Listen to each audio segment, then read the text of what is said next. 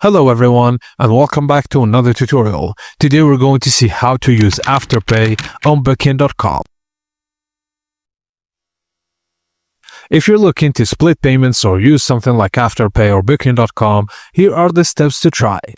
When you reach the checkout or payment page on the Booking.com, check if Afterpay or a similar BNPL provider appears as an option. Sometimes it depends on your country or location. If not, look for alternatives that are supported in your region like Klarna, Zip, or similar.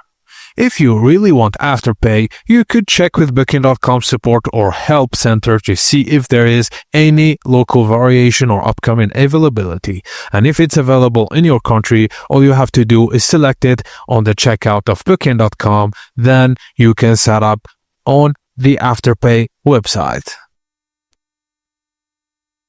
And that's it guys, as simple as that. Thank you for watching and please don't forget to like and subscribe for more.